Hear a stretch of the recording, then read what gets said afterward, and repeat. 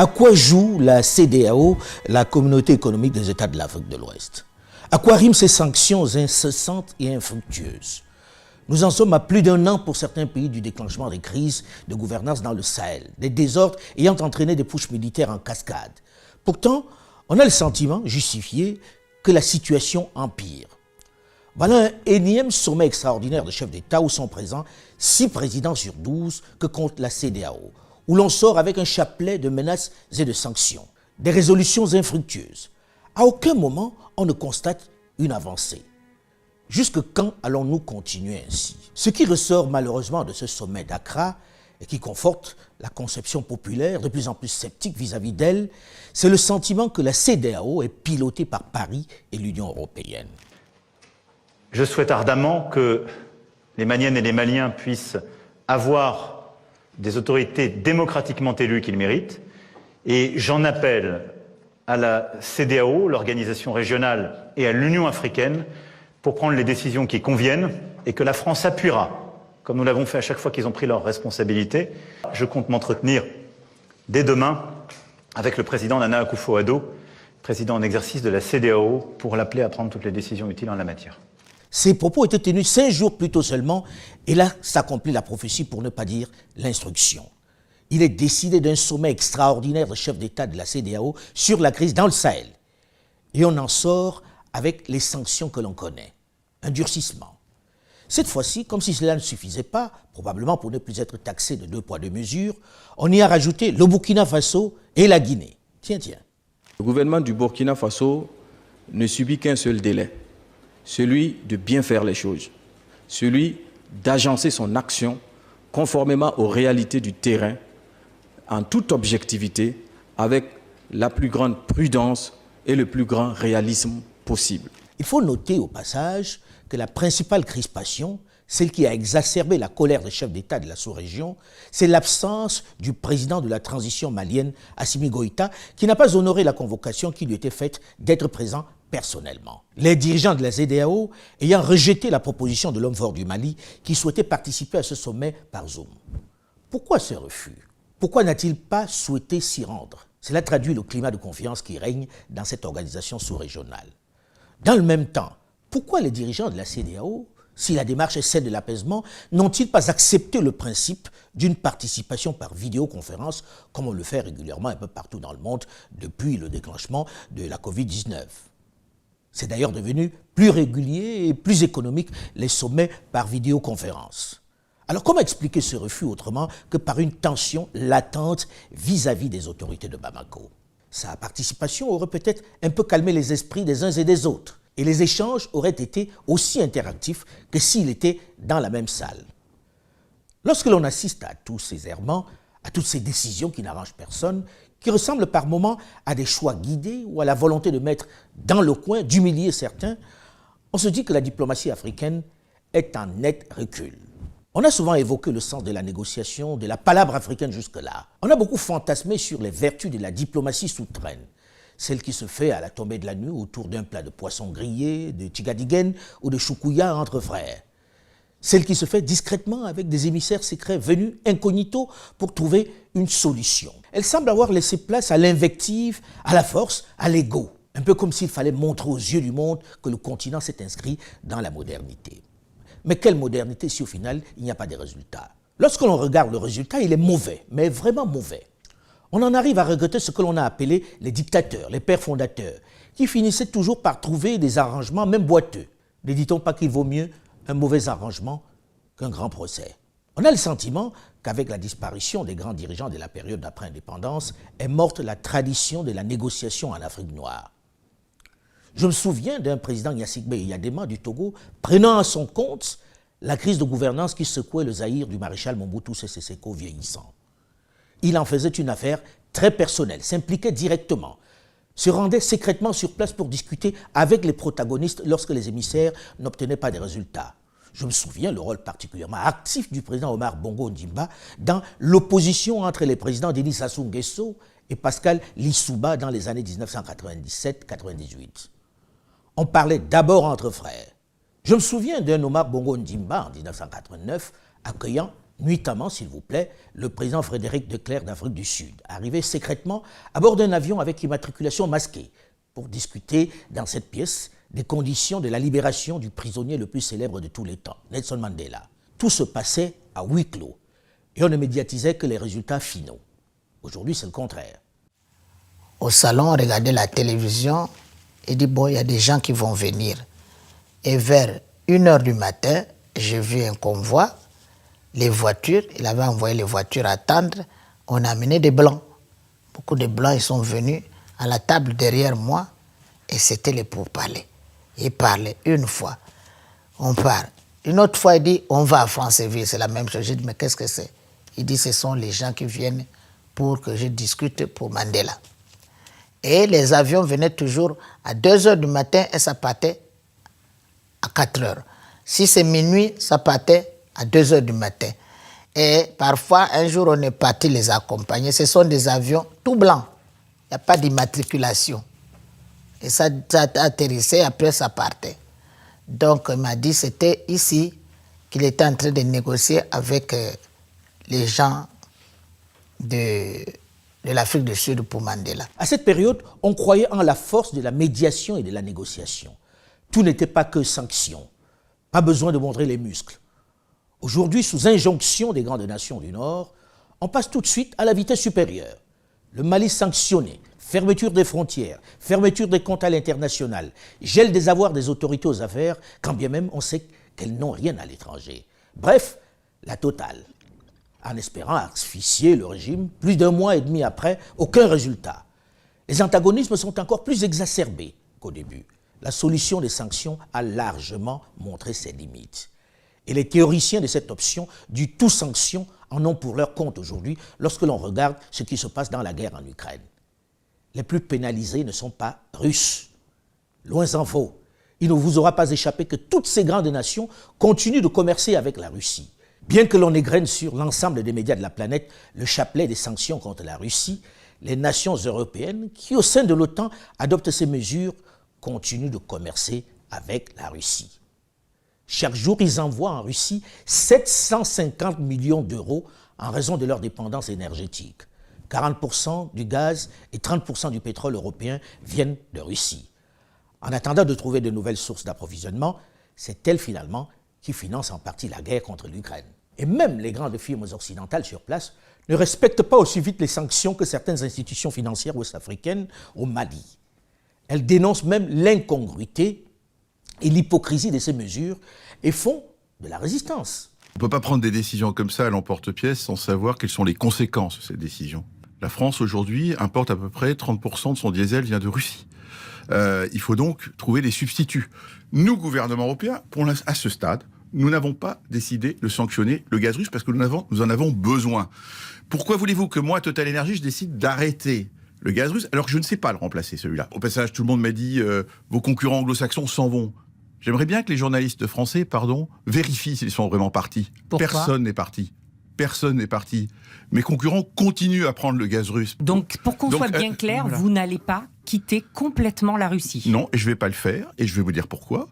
Parce qu'aujourd'hui, j'ai personne en Russie, contrairement à ce qui est dit. Je n'ai pas d'opération en Russie. Ce que j'ai en Russie, c'est qu'on a investi dans des usines pour presque 13 milliards de dollars. Et ce n'est pas un problème d'argent. C'est que ces usines, elles vont continuer à tourner, que je m'en aille ou non. Les Russes les font tourner très bien. Et deuxièmement, me retirer, c'est donner ces 13 milliards à des Russes. Parce qu'aujourd'hui, pour zéro. Parce qu'aujourd'hui, personne ne veut acheter ces usines. Malgré les sanctions, vous voyez bien que certaines entreprises sont restées sur place. Et que le réalisme prend le dessus sur le dogmatisme. Et puis quoi encore? Non mais, je veux dire, Monsieur Zelensky vient, il cite comme ça une liste d'entreprises françaises qu'il n'a fait dans aucun autre pays avec les entreprises nationales. Hein. Et il nous dit, vous devez partir de Russie. Et vous, Français d'ailleurs, vous devez boycotter ces entreprises françaises, vos entreprises, et on devrait obéir. Je veux dire, on devrait se tirer une balle dans la tête, en fait. Parce que derrière, ça veut dire quand même des ouvriers, des salariés, des ingénieurs français mis au chômage.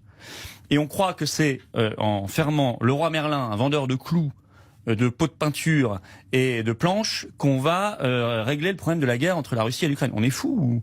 Alors j'ai vu que Renault s'est exécuté.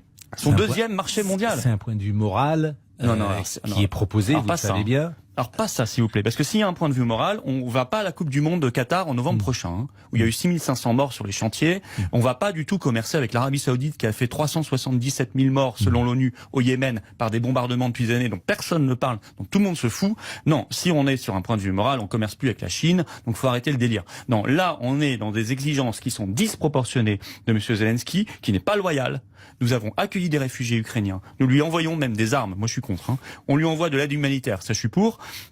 Et en contrepartie, on se prend des insultes. Nos entreprises qui sont stigmatisées, ce qu'il ne fait avec aucun autre pays. Mais c'est quoi la prochaine étape ? Écoutons-le. Il va nous demander un virement sur ses comptes offshore qui ont été révélés par les Pandora Papers. C'est ça, M. Zelensky, la prochaine étape ? Ce qui est étonnant en discutant avec quelques dirigeants, quelques chefs d'État de la CEDEAO, qui m'ont fait l'honneur d'en parler avec moi en off, c'est le fait qu'ils partagent l'avis que ces sanctions contre le Mali ne résolvent rien pour l'instant, qu'elles sont iniques et ne font que pénaliser les populations. Ils sont également d'accord sur le fait que les élections dans les conditions actuelles ne résoudront rien. Mais qu'est-ce qui les amène à voter malgré tout en faveur du maintien des sanctions ? C'est une question qui fatalement amène à s'interroger sur leur indépendance.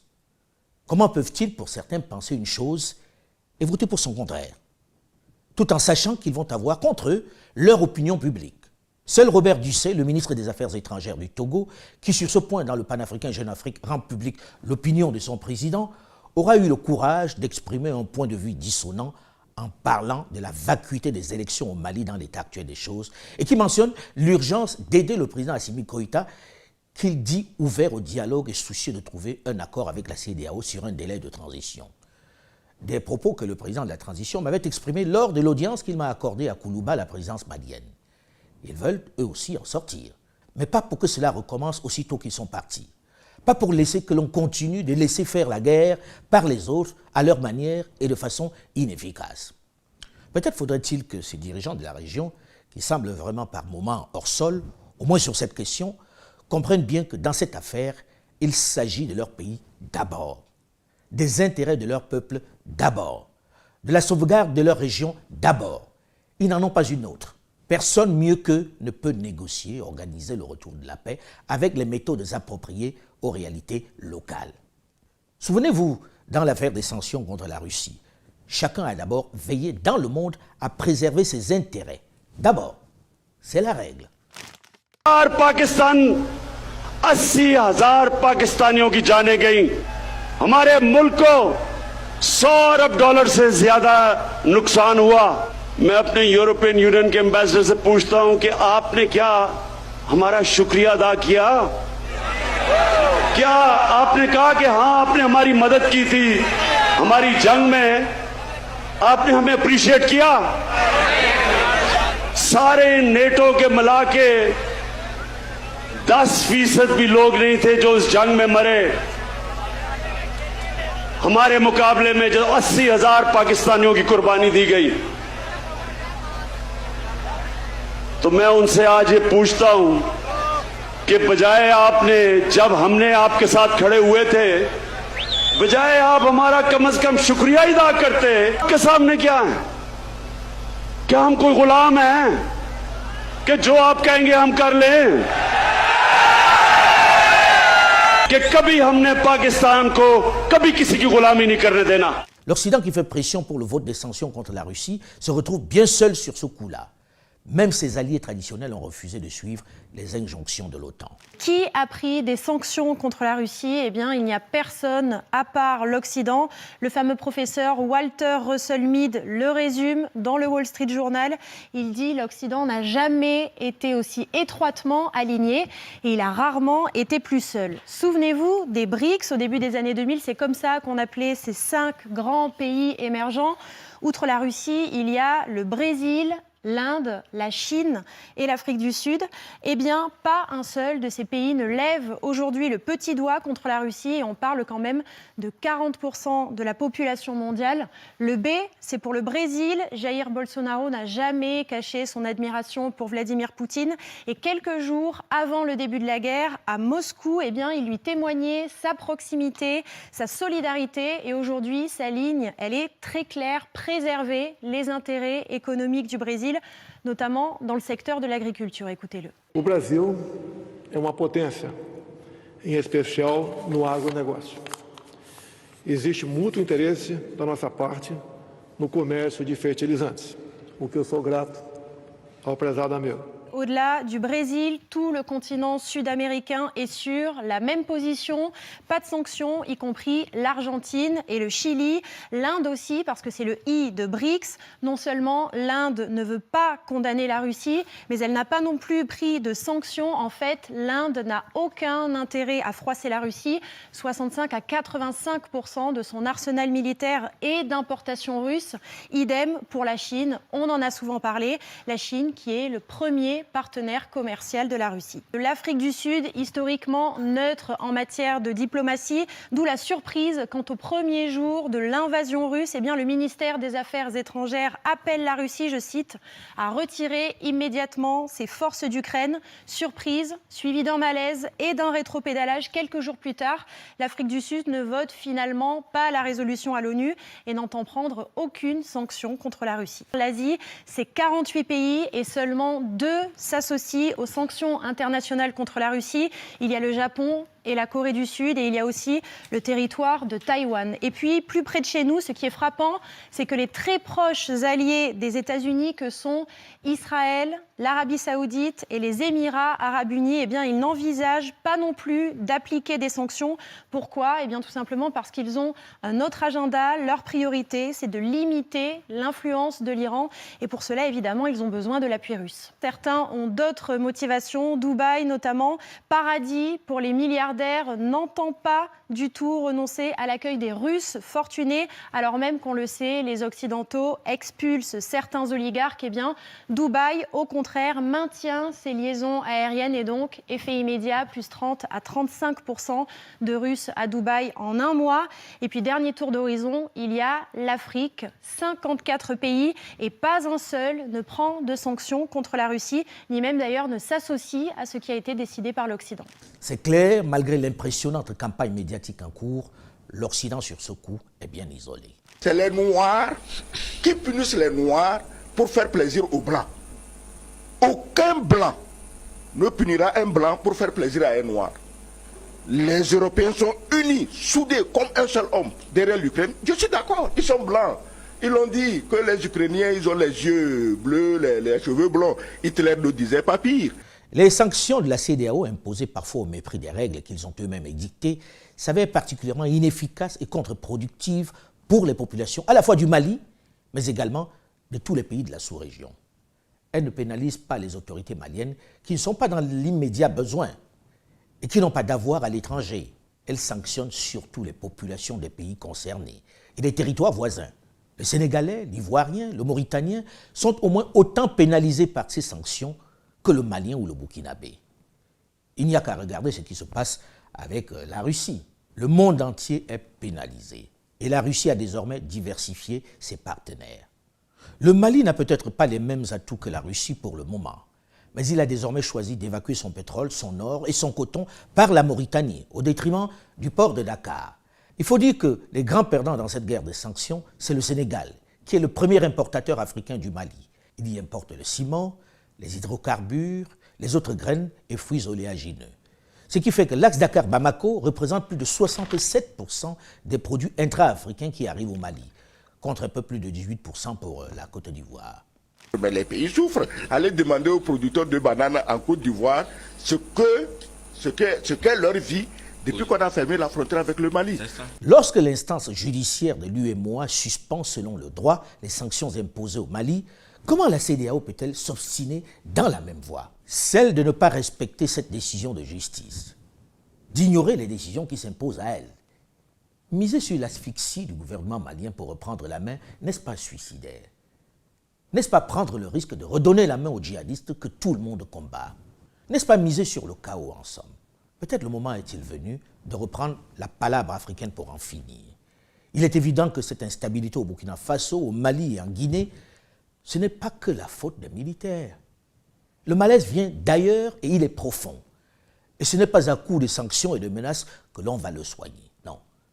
Attention, ceci n'est pas un blanc-seing pour la soldatesque qui s'est installée aux affaires au Mali, au Burkina Faso et en Guinée. Non, non. Les officiers supérieurs qui aujourd'hui ont pris les destinées de ces pays en main doivent comprendre qu'il s'agit d'abord et entièrement d'une transition. Elle ne saurait représenter un mandat, non. Même si l'on peut comprendre en partie leur désir de remettre de l'ordre dans la maison, si l'on peut comprendre leur désir de réorganiser afin que le chaos ne recommence pas dans quelques mois, cela ne leur donne pas le droit de s'éterniser aux affaires. Les propositions de période de transition doivent être raisonnables. Elles ne sauraient être le temps d'un mandat entier. Ce n'est pas possible. En acceptant des propositions déraisonnables, on ouvre la porte à d'autres coups d'État fantaisistes. C'est un appel d'air que la population ne peut accepter. Il faut savoir que le soutien dont jouissent les différentes autorités militaires aux affaires se justifie par la volonté des populations de remettre de l'ordre, une bonne fois pour toutes, d'en finir avec la mauvaise gouvernance et d'établir des règles claires pour la suite. Mais il faut le faire vite et bien, au risque de perdre ce soutien populaire qui est assez fragile. Les Maliens ne veulent plus de dirigeants corrompus aux ordres. Les Maliens veulent en finir avec la guerre dans leur territoire. Il en est de même au Burkina Faso et en Guinée. Aux autorités de transition de créer rapidement un cadre et de se retirer. Elles ne sont pas venues pour gérer le pays. Elles sont venues pour réorganiser une gestion saine et efficace du pays. Il ne faut pas qu'elles se trompent sur leur mission, sinon elles en paieraient le prix cher. À eux donc d'être raisonnables et plus souples. Et c'est sûr, elles rentreront dans l'histoire comme celles qui ont assaini la gouvernance dans leur pays. De façon globale, le monde entier entre dans une phase de bouleversement profond. Les paradigmes changent et la domination occidentale est mise à rude épreuve. L'Occident ne s'est jamais senti aussi seul, aussi isolé, aussi malmené. En prenant des décisions trop souvent orgueilleuses, trop souvent impérialistes, elle s'est tirée une balle dans le pied. Pour preuve, cette remise en cause de ses fondamentaux, de ses éléments de pouvoir et de pression.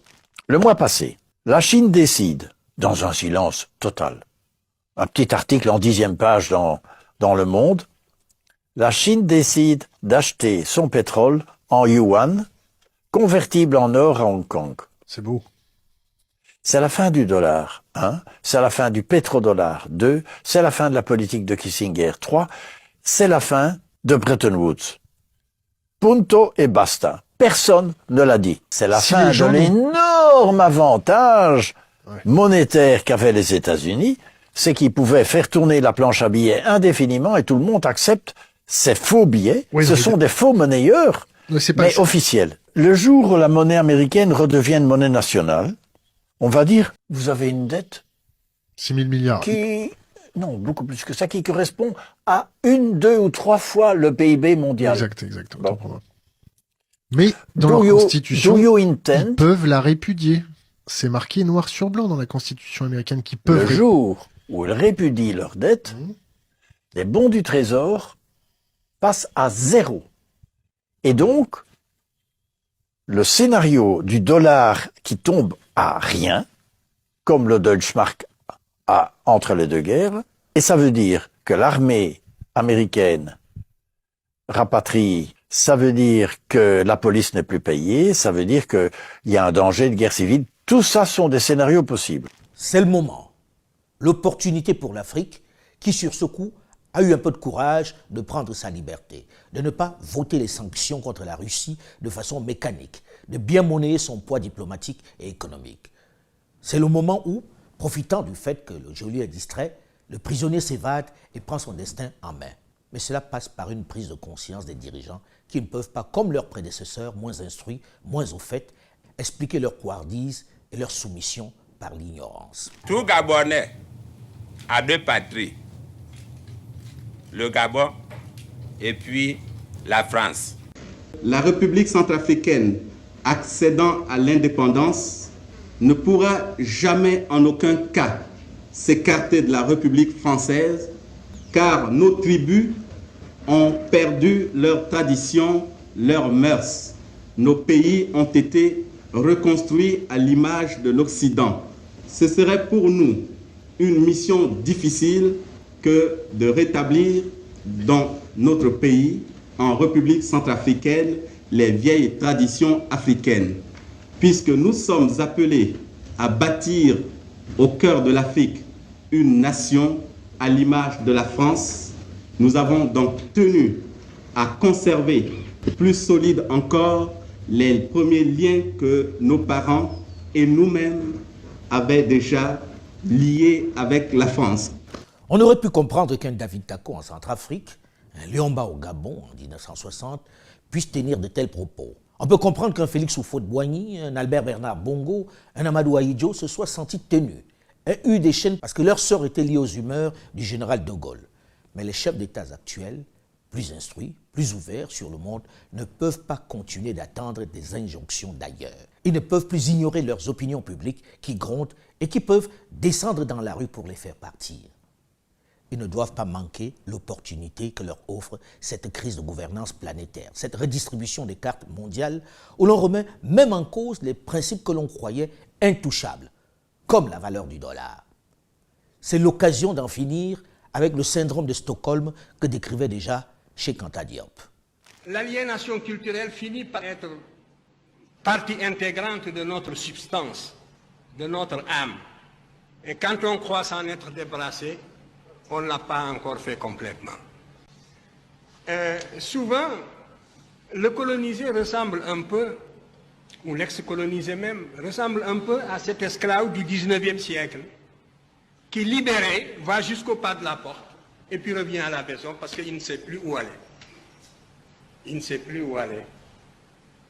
Depuis le temps qu'il a perdu la liberté, depuis le temps qu'il a acquis des réflexes de subordination, depuis le temps qu'il a pensé, comme appris à penser à travers son maître.